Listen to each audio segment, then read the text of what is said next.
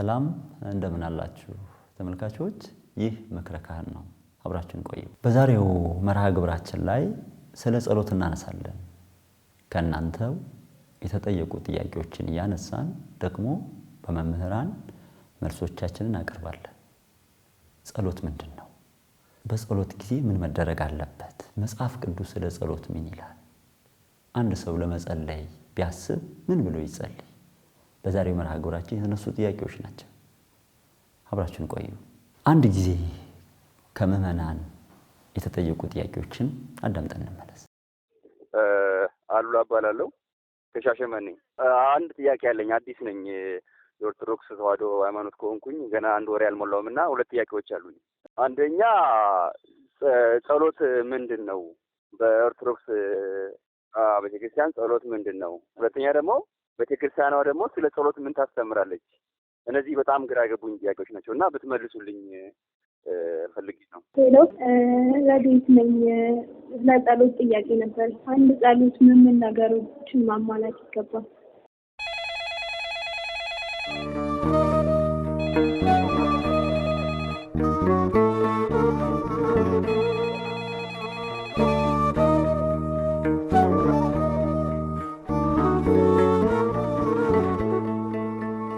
በስመ አብ ወወልድ ወመንፈስ ቅዱስ አሐዱ አምላክ አሜን እንደምሰነበታችሁ ቸር አምላካችን ቅዱስ እግዚአብሔር ስሙ የተመሰገነ ይሁን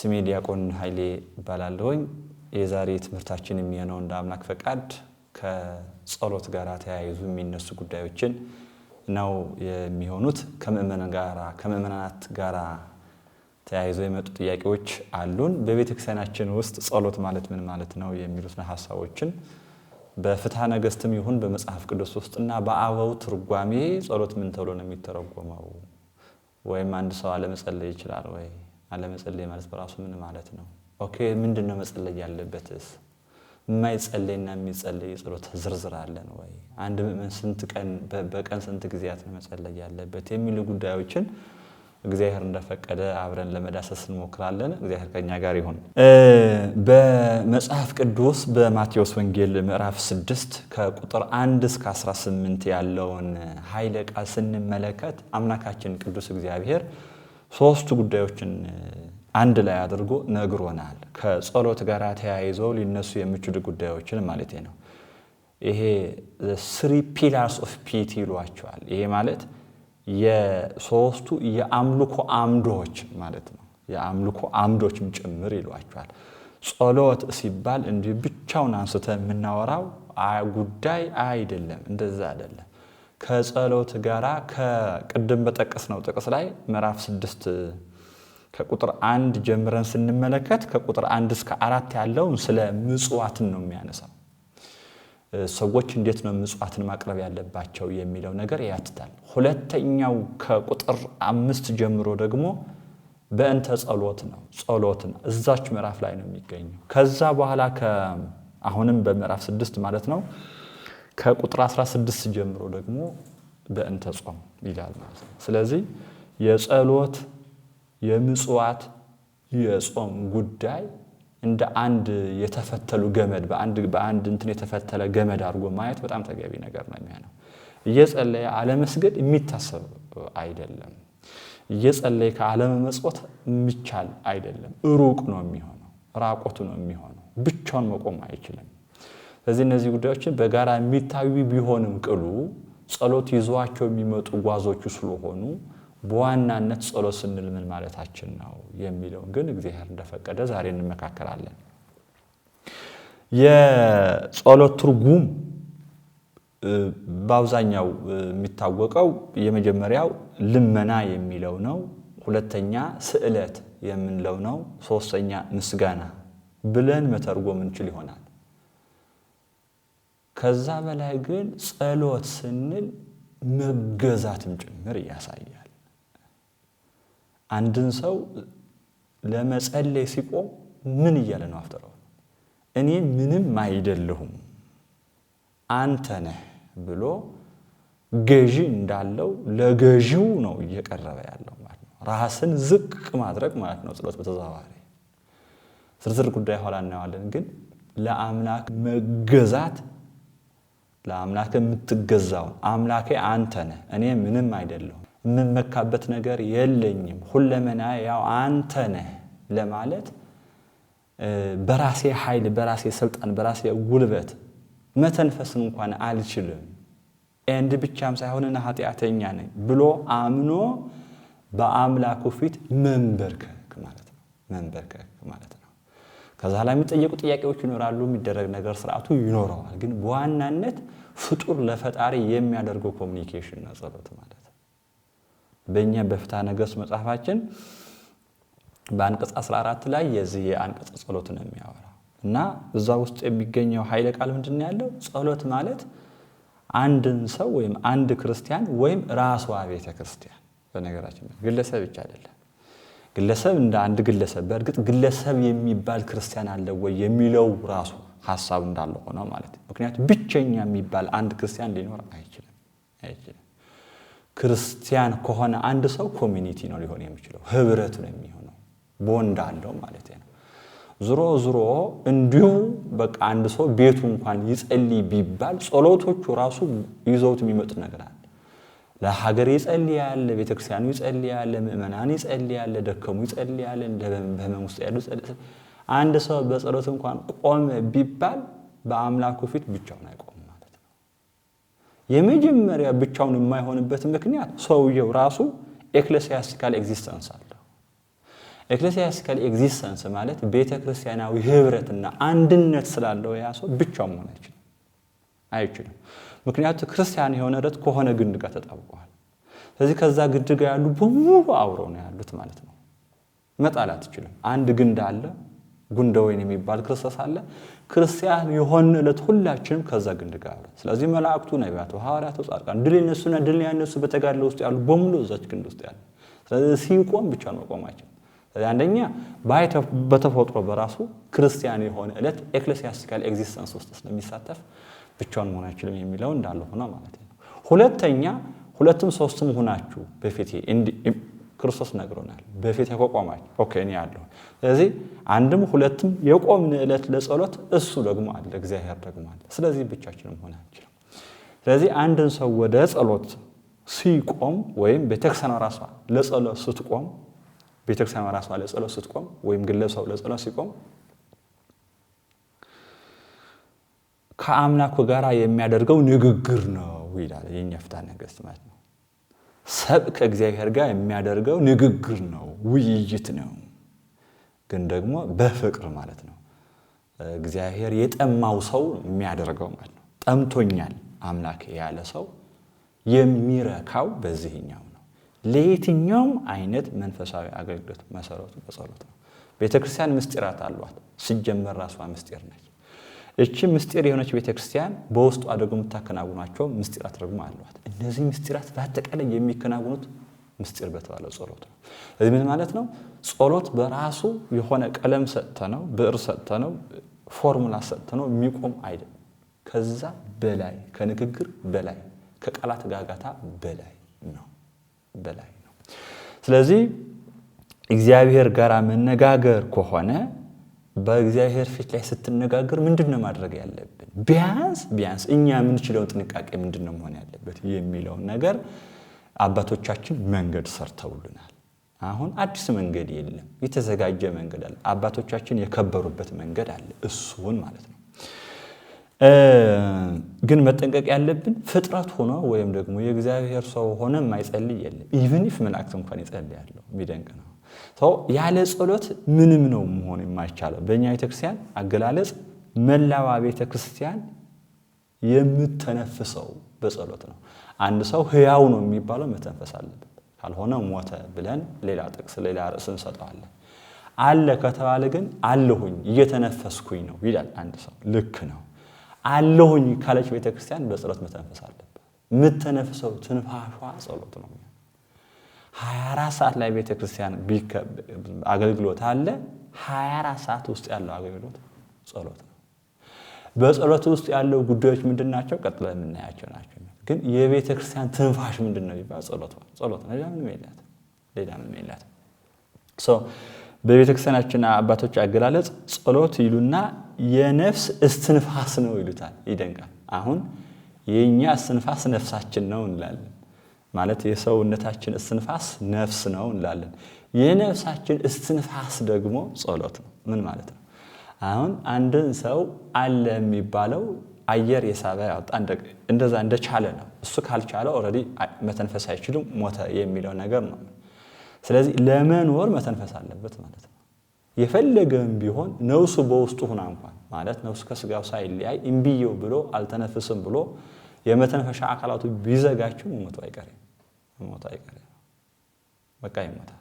አሁን ጆሮን አየር ይገባበታል ቢታሰው አጠቃላይ ከዘጋቸው ሰከንዶች መቆየት አይችልም። ሰው ምንድነው የሚሆነው? ይሞታል ማለት the same thing ነፍስም ለካ ትሞታለች። አሁን የስጋ ሞት አይደለም። የስጋ ሞት ነፍስ ከስጋ መለየት ነው። ይሄ አየሩ አለመሳባችን ሊያመጣው የሚችለው ጉዳት ነፍስ ከስጋችን መለየት ብቻ ነው። ከዛ ውጭ ምንም አቅም የለውም። ሞተ እንዳለ ነፍሳችን ያውነች። ነፍስ ሞተች የሚባለው ግን ከእግዚአብሔር መለየት ያለው ትልቁ ሞት ነው። እሱ መቼ ነው የሚመጣው ሲባል መተንፈስ ያቆመች ዕለት ነው። ምንድነው ታዲያ ነፍስ የምትተነፍሰው ሲባል ጸሎት ነው። ስለዚህ የነፍስ ትንፋሿ እንኳን ጸሎት ነው። እውነት ለመናገር ነፍስን ላለመሞት ማድረግ ያለባት ይሄኛው ጸሎቷ ነው ማለት ነው። ጸሎት በቤተክርስቲያናችን ውስጥ በነገረ ስጋዌ ለሰው ልጅ የተሰጠ ትልቅ ክብር ቲዮሲስ የሚባለው ነው። ወይም ደግሞ እግዚአብሔርን የመምሰል የማይቋረጥ መንገድ የምንለው ማለት ነው። ቲዮሲስ ማለት እግዚአብሔርን መሆን ስለማይቻል ማለት እግዚአብሔር መሆን ስለማይቻል ግን ደግሞ እግዚአብሔር መምሰል ግን ይቻላል። እንደዛ ነው ያደረገው እግዚአብሔር እንድንመስል ያለው ጉዞ ደግሞ በየቀኑ እግዚአብሔር የመምሰል እድገት የሚመጣው በጸሎት ነው። የፈለገም ቢሆን አንድን ሰው በፍጹም ለእግዚአብሔር ቅርብ ነው ካልነው አንድ ሰው የእውነት ይሄ ሰው በፍጹም ይጸልያል ማለት ነው።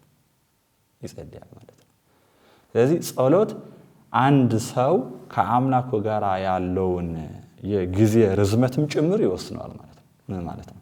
አንድ ሰው 10 ደቂቃ ከሆነ የሚቆየው ከአምላኩ ጋር ከዛኛው ወይም ያሳ ወይም ይመጣል። 1 ሰዓት፣ 10 ሰዓት፣ 24 ሰዓት ዘመኑ በሙሉ ከእግዚአብሔር ጋር የማድረግ ልምድ እያደገ ይሄዳል። ባይታውያን አባቶቻችን ገዳም ውስጥ ያሉ ህይወታቸው ይሄ ይሆናል።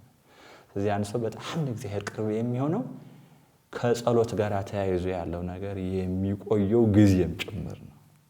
ብዙ ጊዜ እኛ ለጸሎት ስንቆም 5 ደቂቃ እንኳን ብንቆም ማአት ጉዳዮችን ያው እየተፈራረቀ ነው እንጸልይ።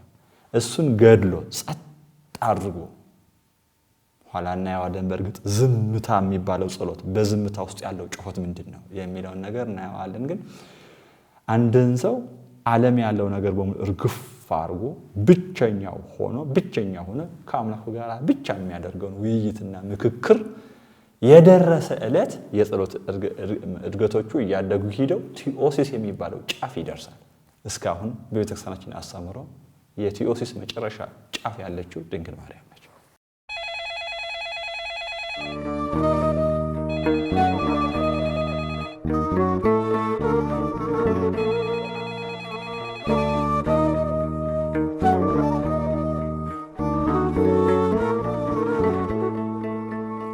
ይሄኛውን ቲዮሲስ የማይቋረጥ ከሆነ ቲዮሲስን ለማምጣት እግዚአብሔር የመምሰል መንገዱ ሊሆን የሚችለው ጸሎት ብቻ ነው። ሌላ መንገድ የለም። በቤተክርስቲያናችን ውስጥ ያለው መንገድ ይሄ ነው። ለየትኛውም አይነት የቤተክርስቲያን አገልግሎት የሚጀመረው ወይም ደግሞ መነሻው ወይም መንገዱ ጸሎት ነገር ነው የሚሆነው። ኃይል አለ በምድር ላይ ሰዎች ብቻ ምንድነው ይሄ ረቂቁ ዓለም የምንለው ነገር አለ። ከሰው ጋር የሚታገር ረቂቁ አለ። ቅዱሳኑ እንዳሉ ሆኖ ርኩሳኑ ደግሞ አሉ። እነዚህ ርኩሳን ኃይላት ማሸነፍ የሚቻለው ምን አቅም አለን? እኛ እውነት ለመናገር ስጋ ለበሱ ሰው ምን አቅም አለው? ኃያላን የሆኑ አጋንንትን ማሸነፍ የሚችልበት አንዳች ኃይል የለውም ከጸሎት በስተቀር። ጸሎት ያደረገ ዕለት አምላኩን ይጠራዋል ማለት ነው። ከአምላኩ ጋር ከሆነ ደግሞ ይተማመናል። ከአምላኩ ጋር አብሮ ማሸነፍ ያለበትን ያሸንፋል ማለት ነው። መጸለይ የሆነ ፎርሙላ አይደለም ማለት ይሄ ቲክ የምታደርገው አቴንዳንስ አይደለም። በነገራችን ላይ አለመጸለይ ኃጢአት ነው። ኃጢአት የምንለው ትልቅ ነገር ነው አለመጸለይ። በአንደኛ ሳሙኤል 12:23 ላይ እንዲህ የሚል ኃይለ ቃል እናገኛለን። ደግሞ መልካሙንና ቅኑን መንገድ አስተምራችኋለሁ እንጂ ስለናንተ መጸለይን በመተው እግዚአብሔርን እበድል ዘንድ ይህ ከኔ ይራቃል። ስለዚህ ሰው አልጸለየ ማለት አምላኩን በደለ ማለት ነው። አምላኩን እየበደለ ነው ማለት ነው። አምላክን መበደል ደግሞ ኃጢአት ነው። ፈጣሪን መበደል ደግሞ ኃጢአት ነው። ምን ይያልነው ተዘዋዋሪ ክርስቲያን የሆነ አንድ ሰው እንዴት ይችላል? አለመጸለይ እንዴት ይችላል? አንችልም። እዚህ ውስጥ ያሉ ስለዚህ ምእመናን ማሰብ ያለባቸው ምንድነው ይሆንኩ ያሉት ብለው ሰው ራሱ እንዲያይ ከፓትርያርክ ጀምሮ እስከ አጻዊ ሕይወት እስከ መጨረሻ ያለችው ምእመን ከጸሎት ጋር ሕይወቱ የተያያዘ መሆን አለበት ማለት ነው። አለበት ማለት እንደዛ የሆነ ዕለት ይሄ ሰው ክርስቲያን ከሚያስብሉት አንዱ ዘርፍ ይዘዋል ሸፍነዋል ማለት ነው። ስለዚህ ይሄ በዚህ መልኩ ካየነው በፍትሐ ነገሥታችን ላይ ለምሳሌ ምንድነው ጸሎት ቢባል ጸሎት ምንድነው? ጸሎት በፍትሐ ነገሥታችን 2-3 ፖይንቶችን አስቀምጦልናል። የመጀመሪያው የተበደለ ሰው ወደ ንጉሥ እንደሚጮህ ይልና ባለፈው ነገር ያመሰግናል። ጸሎት የመጀመሪያ እንዲህ አድርገህልኝ አመሰግናለሁ ብሎ መጀመር ማለት ነው። ቅዱስ ባስልዮስ አንድ ንግግር አለው። በመጠየቅ አትጀምር ይላል። ጥያቄን በመጠየቅ አትጀምር። እንደዚህ አድርግልኝ ተብሎ በቀጥታ አትጀምር። ስላደረክልኝ ነገር ሁሉ አመሰግናለሁ ብለህ ጀምር። ስላደረገልን ነገር እያንዳንዱ ምእመን በየቤቱ የሚያውቀው ተአምር አለ። እውነት ለመናገር እግዚአብሔር ያደረገለትን ነገር ዝርዝር እንኳን አይጨርሱ። እግዚአብሔር ለዛ ቤት ሩቅ አይደለም። እግዚአብሔር ለዛ ትዳር ሩቅ አይደለም። እግዚአብሔር ለተወለዱ ልጆች ሩቅ አይደለም። እግዚአብሔር ለቀደሰው ጋብቻ ሩቅ አይደለም። እግዚአብሔር ለምን ሰራው ስራና ለሰጠን ሀብት ሩቅ አይደለም። እግዚአብሔር ለሰጠን ጤና ሩቅ አይደለም። በእያንዳንዱ ውስጥ በእኛ ውስጥ ያለው ነገር በሙሉ ከእግዚአብሔር ጋር የተገናኘ ነው። እግዚአብሔር ያልፈቀደ ዕለት እነዚህ በሙሉ ይሁን። እነዚህን አስቦ አንድ ሰው ተመስገን ብሎ ያደረገለት ከፍ ያለ ሐሳብ ያሰብነለት ደግሞ ተመስገን ከሲኦል እኮ አወጣ ቤዛ እኮ ሆንከን ስጋችን ነፍሳችን ወስደ የኛን አካል ተዋህደህ እኮ መርገም ኃጢአት ፍዳ ኩነኔ ይባል የነበረ ደምስሰህ እኮ ልጆች አልከን እኮ አባ በሉኝ እኮ አልከን። በእኛ ቋንቋ ተናግረህ የኛን ስጋ ለብሰህ እኮ ዳንከን የሚለውን ደግሞ አጠቃላይ በነገረ ሥጋዌ ላይ የተደረገልንና በእያንዳንዱ ቀን እና በእያንዳንዱ ሕይወታችን ውስጥ የሰጠን የእግዚአብሔርን ጸጋ እያስታወስን ተመስገን ጸሎት ነው። አንዳንዴ ሌላ እንኳን ባንችል ማለት ሌላ እንኳን ማንበብ ባንችል ምንም ባንችል ማንበብ ሰው ተመስገን ብሎ መተኛት ሊከብደው አይችልም። ተመስገን ብሎ ጠዋት መነሳት አይከብደው። ተመስገን ብሎ ማዕድን ማንሳት አይከብደው። እና መጀመሪያ ተመስገን ማለት አንዱ የጸሎት ዘርፍ ነው ማለት ነው። ሁለተኛው ለሚመጣው ነገር መለመን ነው። አሁን ስላለፈው ነገር ማመስገን ነው። ሁለተኛው ደግሞ ለሚመጣው መለመን ማለት ነው። ለሚመጣው ደግሞ መለመናል። ይሄ እንደዚህ እንዳልሆን እርዳኝ። ይሄ ሲጸልይ ለግሉ አንድ ነገር ሆኖ ሀገሬ እንድትሆን ቤተክርስቲያን እንድትሆን ዓለም እንዲሆን በእኛ በቅዱስ ቤተክርስቲያናችን አስተምህሮ ዓለሙ በአጠቃላይ ኮስሚክ ሊተርጂ ነው የሚባለው። ኮስሚክ ሊተርጂ ማለት ዓለም በራሷ ካቴድራል ነች ለእግዚአብሔር። እርኩስ የሚባል ነገር የለም። እንዴት ይሆናል? ድንጋዩ ራሱ ሰባኪ ነው ይላል አንድ ሊቅ። ታስታውሱ እንደሆነ በዚህ በሕፃናት እንዳዘምሩ አሏቸው በሆሳዕና ጊዜ አፋችሁን በቃ ዝጉ ተባሉ። ሕፃናት እንዳይዘምሩ ተደረጉ። ትላልቆቹ አውቀው ዝም አሉ። ሕፃናቱ ሊዘምሩ ሲሉ ደግሞ ያው ቀድሞ ትንቢት ስለነበረም ጭምር ነው ማፈደጭቁ ሕፃናት አስተዳደው ከስብሐት አለ። ልክ እነሱ ሲዘምሩ ደግሞ አስቆሟቸው። ያኔ ድንጋይ መጣና መሰከረ። ድንጋዮች ይመሰክራሉ። እንዲሁም አንድ ሊቅ ምንድነው የሚለው? አዝርዕት፣ እጽዋት፣ አትክልት፣ ሰማያት ይነግራ ስብሐተ እግዚአብሔር ጨምሮ እነዚህ ግዑዛን የምንላቸው ማቴሪያል የምንላቸው እንዲሁ ዝም ብሎ ማቴሪያል አይደሉም ይላል። በጣም ምሁር የሆነ ሊቅ ዝም ብሎ እግዚአብሔርን እንደሚያስተምር በዝምታው እግዚአብሔርን እንደሚያስተምር ዝም ያሉ የነገር ሃይማኖት መምህራን ናቸው። ዝም ያሉ የነገር ሃይማኖት መምህራን ናቸው። ተፈጥሮ በሙሉ ዝም ብሎ እግዚአብሔርን መኖርን የሚያስተምር ነው።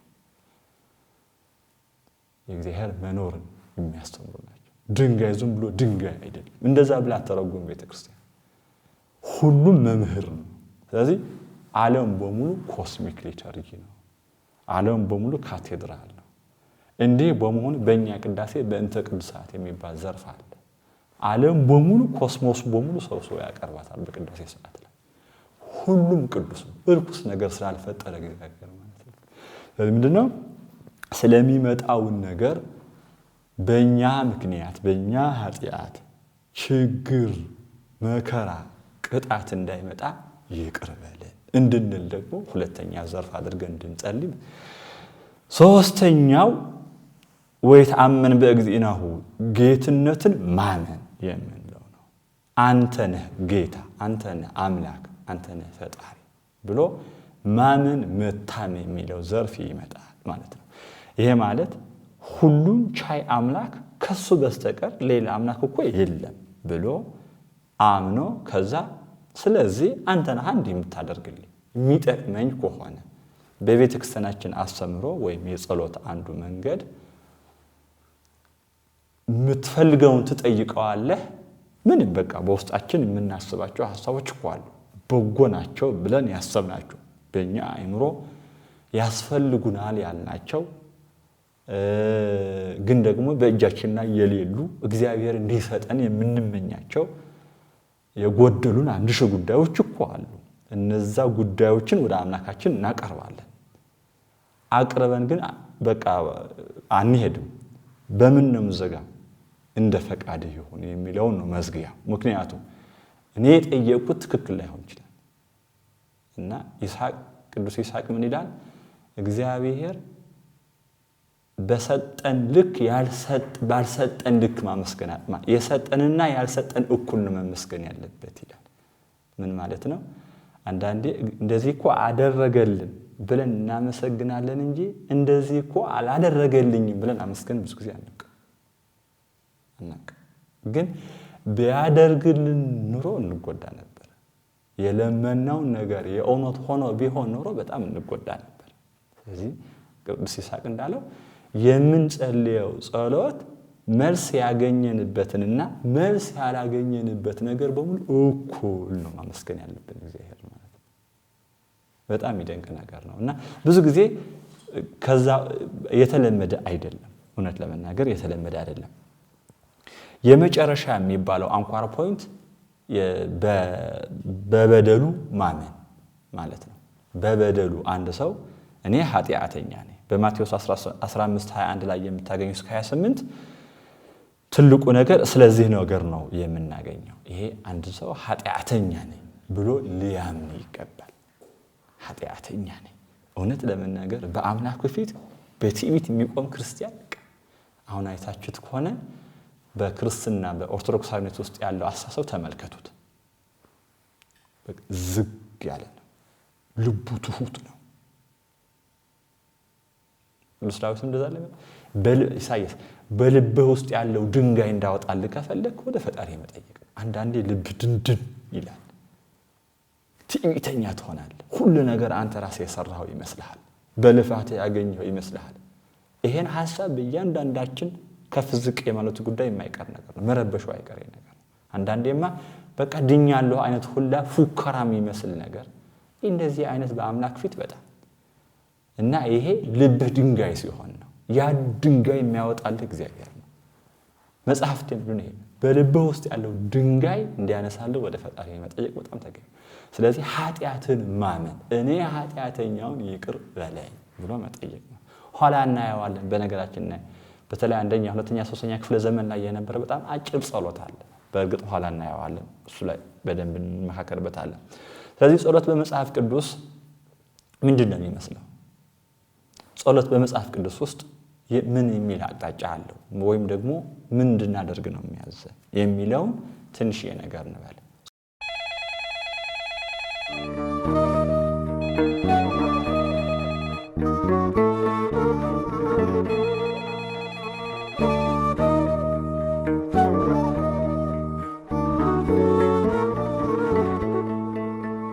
ጸሎት በመጽሐፍ ቅዱስ በማቴዎስ 6 እና በሉቃስ 11 አንድ መድኃኔ ዓለም ክርስቶስ የጸሎትን ሕግ አስቀምጦልናል። ሁላችንም የምናውቀው ጸሎት ይሄ አቡነ ብሎ መጥራት። አቡነ አምላኩ ጋር ቆሞ አባ ማለት በጣም ልትቀርበው የምትችለው ዝምድና በምድር ላይ እሱ ወይም እማ ነው የምትለው ወይም አባ ነው የምትለው። ለአንተ የመጨረሻ ቅርብ ዝምድና እሱ ነው። የመጨረሻ ፖይንቱ ነው እንድንጠራው የነገረን የመጨረሻ የሚባለው ዝምድና። ከዛ በላይ ዝምድና የለም። አምላካችን አባታችንም ነው እናታችንም ጭምር ነው። ስለዚህ አባ ነው የፈቀደልን። የኔ አንደበት አባ እንድለው ፈቅዶልኛል አምላኬ ነው። ይሄ ብቻ በመፍቀዱ ስንት ዘመን ማመስገን እንዳለብን አናውቅም። ግን ያለው እሱ ነው። ስትጸልዩ ብሎ ስትጸልዩ ፎርሙላ ስርዓት ነው። እግዚአብሔር የስርዓት አምላክ ነው። አዲስ ኪዳን ክርስቶስ ራሱ ፊዚካሊ ተገኝቶ የሰራት ሕግ ነች። እና ምን እናድርግ ምን ብለን እንጸልይ ጥያቄ ነው። ምእመናን ይህን ጥያቄ መጠየቃቸው በጣም ተገቢ ነው። በነገራችን ካህናት ጳጳሳት ይሄን መጠየቃቸው በጣም ተገቢ ነው። ምን ብዬ ልጸልይ? ልክ ነው። መምህራቸውን ይጠይቃሉ። ንስሐ አባታቸውን ይጠይቃሉ። መምህራን ይጠይቃሉ። በጸሎት የተጠቀሙ ሰዎች ደግሞ ይጠየቃሉ። አባ እንዴት ልጸልይ? ይሄ ጥያቄ አይቆምም፣ ግን ደግሞ የተመለሰ ነው። እንዴት እንጸልይ አሉ። የምትጸልዩት አቡነ ዘበሰማያት ብላችሁ ጸልዩ ብሎ ሕግ ሰጠ። ይደንቃል። ይሄ ማለት ነው አባታችን ሆይ በሉ ከዛ ሰማችኋለሁ። አሁን ይሄ ሰው አይደለም የተናገረው። ዛስዋይ ልዑል ስም ነው። ይሄ የመለኮት ትእዛዝ ነው። ይሄ አባ ይባላል ለካ እግዚአብሔር ራሱ ነግሮናል። ምክንያቱም ሃይማኖት ይሄ ነው። ሃይማኖት ማለት እግዚአብሔር ራሱ ስለ እግዚአብሔር የተናገረው ነገር። ጸሎት እኔ ጋንን ከሱ ጋር ለማውራት አባ በሉ። መለኮት ነው እያወራ ያለው፣ ሰው አይደለም፣ ፍጡር አይደለም፣ እይታ አይደለም፣ ሀተት አይደለም፣ አመክንዮ አይደለም። እዚህ ውስጥ ለምን እንደዛ አለን አናውቅም። እውነት ለመናገር ለምን እንደዛ አለ አናውቅም። እግዚአብሔር ብቻ ያውቃል። ግን መንገድ ነግሮናል። ዙሩ አይደለም ማለት ሕግ አለ። ሥራ የሕግ መድኃኔ ዓለም እንደዛ ብሎናል። ስለዚህ የጸሎት ሃይማኖት ምን ቢይዝ ነው የሚሉ ጉዳዮችን እንምከርና የበለጠ ግልጽ እናድርገው። በዋናነት አቡነ ዘበሰማያት 5 ጉዳዮችን ይዟል። በዋናነት አንደኛ ሃይማኖት ነው። እምነት ወይም ሃይማኖት በዚህም እዛም ይነገራሉ። ሃይማኖት ወይም እምነት ይጠቅሳል አቡነ ዘበሰማያት። ማንኛውም አይነት የጸሎት መጽሐፍ የአቡነ ዘበሰማያት ኮንተንት የሌለው የለም። ከሌለው ጸሎት አይደለም ማለት ተዛው ጸሎት ሊሆን አይችልም ማለት ነው ተዛው። ስለዚህ የመጀመሪያ ምንድነው? እምነት ምን ብሎ ነው የምናምነው? መንግስት ያንተ ናት ነው። አንተ ገዢ ነህ፣ አንተ ነህ ንጉሱ፣ አንተ ነህ አምላክ፣ አንተ ነህ ኃያል፣ ሌላ አምላክ አላመልክም ብሎ ማመን የሚለውን ነገር ይይዛል። ይሄ ውጮቹ በአፈ ፈረንጅ ሌክስ ኦራንዲ፣ ሌክስ ክሪደንዲ፣ ሌክስ ቪቬንዲ እና ሌክስ ኦፖራንዲ ብለው አስቀምጠውታል። የላቲን ቃል ነው። ምን ማለት ነው? እምነት ምንድን ነው? እምነት አንድ ሌክስ ኦራንዲ የሚለውን የምትጸልየው ታመልከዋለህ ማለት ነው። ኦኬ ጸሎቱ አምልኮ ነው ስለዚህ በስመ አብ ወወልድ ወመንፈስ ቅዱስ አሐዱ አምላክ ብለህ ስትጸልይ ቅዳሴ በሚባለው ስርዓት አምልኮ በሚባለው ላይ ደግሞ ካህኑ አሐዱ አብ ቅዱስ አሐዱ ወልድ ቅዱስ አሐዱ መንፈስ ቅዱስ አንተ በስመ አብ ወወልድ ወመንፈስ ቅዱስ ስላለ እዚህም አሐዱ አብ ቅዱስ አሐዱ ስለዚህ ጸሎት አምልኮ ነው የሚመለከው የሥላሴ ነው በአንድ አምልኮት የሚሰለስ የሚቀደስ የሥላሴ ነው ምን ይያል ነው ለክሶራንዲ ማለት የምንጸልየው ነገር የምናምነው ነው የሚገልጸው ስለዚህ ጸሎት ውስጥ ያለው በሙሉ እምነት ነው የሚያብራራ ቅዳሴዎቻችን አይታቻቸው ከሆነ አብዛኛዎቹ እማምነውን ነው የሚያስቀምጡት የሚያብራሩት እሱ ነው በነገራችን እሺ ቤተክርስቲያን ስትባል በጸሎቷ ትገልጣለች በዋናነት ለምሳሌ አንቀጽ ባናገኘው በአንቀጽ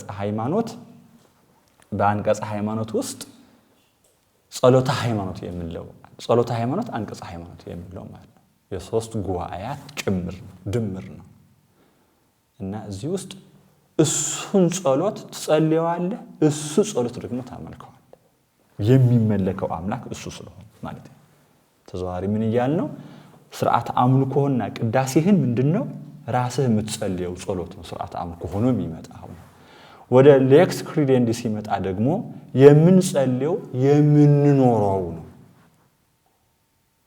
ጸሎት ዝም ብሎ አየር ላይ አይደለም ክርስቲያን ስትሆን የምትኖረው ህይወትም አለ ማለት ነው ተዛው ስለዚህ የምንጸልየው ራሱ የምንኖረው መሆን አለበት ነው ወደ ሌክስ ቪቬንዲ ሲወጡ ደግሞ መተግበር ይሄ ምንድነው ሃይማኖት ሆኖ ምግባር የሌለው ሊኖር አይችልም ስለዚህ እምታምነው በምግባር ግለጥልኛ ይልሃል መጽሐፍ ቀጥሎ የት ሊየው ማጋሊያው ባንተ ህይወት የት ምን ስታደርግ ሊያው ያንተ ሃይማኖት የሚተገበር የሚሰራ የምትኖረው ስለሆነ ማለት የመጨረሻ የሌክስ ኦፕሬንድ የሚባለው ማለት ነው የምንኖረው ህይወት መስበክ ወንጌልን መስበክ በሶፊት ብርሃናችሁ በሶፊት የሚለው ማለት ነው በአጠቃላይ በዋናነት አምልኮና ዶክትሪኑ ሊለያይ የማይችል ነገር ነው ስለዚህ የምትጸልየው አምልኮና ዶክትሪኑ ይዞ ነው የሚቀጥለው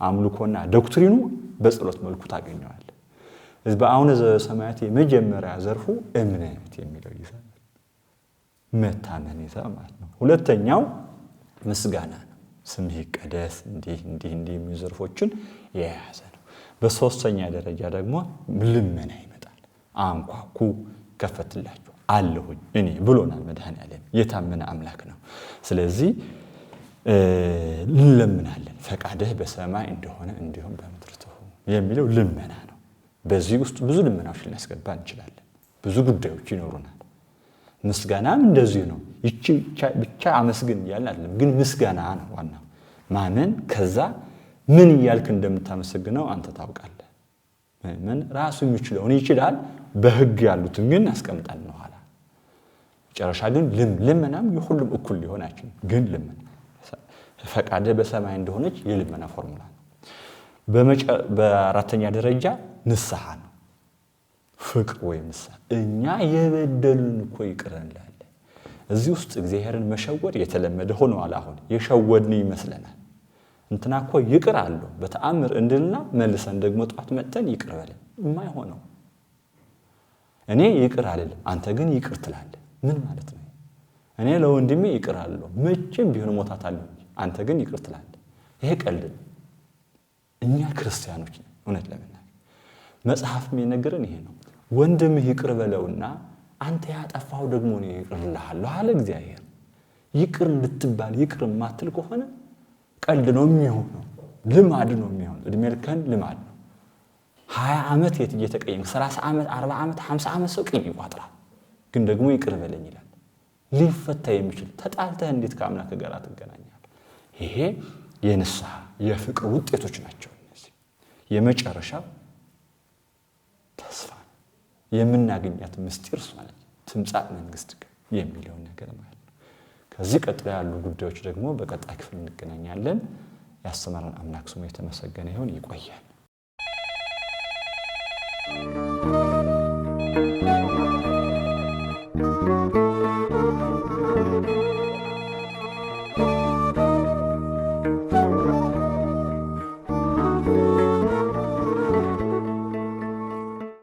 ተመልካቾች በዛሬው መርሃ ግብራችን ብዙ ነገር እንደተማራችሁ ተስፋ እናደርጋለን። በሚቀጥለው ሳምንት ደግሞ ቀጣይ ክፍል ይዘን እንመጣለን። ሁላችሁም ጥያቄዎቻችሁን በዩቲዩብ ኮሜንት ሴክሽን እንዲሁም በስልክ ቁጥሮቻችን ላይ እየደወላችሁ መጠየቅ ትችላላችሁ። በጸሎት ዙሪያ ምን ጥያቄ አላችሁ? ደውሉልን። መልካም ጊዜ ይሆንላችሁ። ሰላም።